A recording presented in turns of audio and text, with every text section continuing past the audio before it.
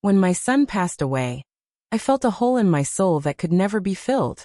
The grief was unbearable, and yet, even in those darkest days, I held on to the hope that my family would stand by me, that they would share my pain, and help carry the weight of my sorrow.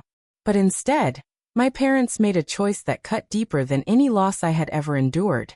They did not show up for his funeral. My only child, the boy who was the light of my life, laid to rest in silence from the very people who were supposed to be his grandparents. As I stood there, trembling in grief, looking around the room at the few people who came to support me, their absence was like a knife twisting into my chest. I tried to tell myself that maybe they had a good reason. Maybe something had come up. Maybe they couldn't face the reality of losing him. But deep down I knew. They had chosen something else, someone else, over me and over him. And I could not forgive that.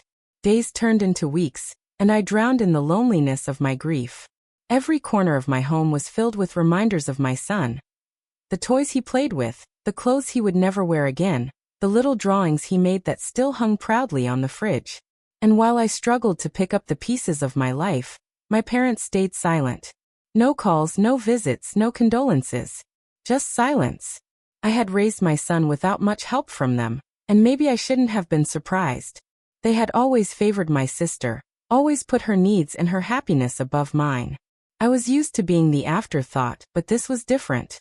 This was the ultimate betrayal. And then, just when I thought they couldn't possibly hurt me more, they came back into my life. Not with apologies. Not with comfort. But with demands. My sister was getting married, a lavish wedding she had been dreaming of for years. And my parents, ever eager to give her the world, had set their eyes on something that was never theirs to take, my son's trust fund. The $850,000 that had been set aside for his future, money I had carefully secured so that he would never want for anything. That money was the legacy of my child, the last tangible piece of his life I still had. And yet, my parents looked me in the eyes and told me I should give it up for my sister's special day. The audacity left me speechless. They had skipped his funeral, ignored his existence in his death, and now, they wanted to strip away what little of him I had left. They spoke of how families should support one another, how weddings were once-in-a-lifetime events, how my sister deserved the best. But where were those words when I buried my child? Where was that support when I cried alone in the dark, begging for just one person to tell me I wasn't alone? Their hypocrisy burned me to my core. I could see it so clearly then. My parents had never truly cared about me or my son. To them, we were burdens, reminders of responsibilities they didn't want. My sister, on the other hand, was their golden child, the one they held up like a trophy. And now they wanted to rob me of my son's future to fund her perfect wedding. Every word they spoke dripped with entitlement, and every look they gave me carried the weight of expectation that I would just give in, that I would fold like I always had. But they underestimated the power of grief, because in my pain, I found a strength I never knew I had. I told them no. For the first time in my life, I stood firm against their manipulation. The money was not theirs to demand. It was my son's, and it would remain untouched, a sacred trust that no wedding, no celebration, no selfish whim could ever justify taking. My parents' faces twisted in anger.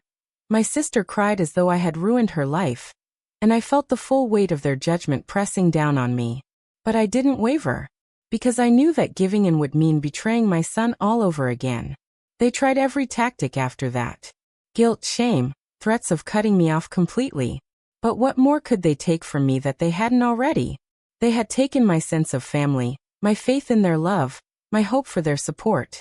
I had nothing left to lose. And in that realization, I finally felt free. I walked away from them, from their demands, from their toxic love that was never really love at all. In the quiet that followed, I grieved not just for my son, but for the parents I thought I had, the family I thought I belonged to. It hurt to accept that they had chosen my sister's happiness over my child's memory, but it was the truth I needed to see. My son's trust fund remained intact, a silent reminder of his life and my love for him. I promised myself that the money would one day go to honor him, to help others in his name, to make sure his light never truly went out. And as for my parents and my sister, their wedding went on without me. They found another way to fund it, though I know it wasn't the grand spectacle they had envisioned.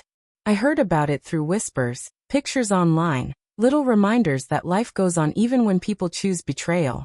But I didn't care. Because for the first time, I wasn't chasing their approval, I wasn't begging for their love. I was standing on my own, with my son's memory held tightly in my heart. Sometimes I think about the cruelty of it all.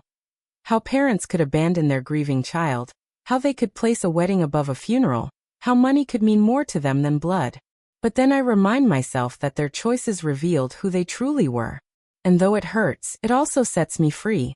Because I know I will never let them hurt me again. My son deserved better. And so do I. So when people ask why I don't speak to my parents anymore, why I miss my sister's big day, I tell them the truth. They skipped my son's funeral, then tried to steal his trust fund for her wedding. And in that moment, I realized I wasn't losing a family. I was finally seeing them for who they really were. And that, in the end, was the closure I needed.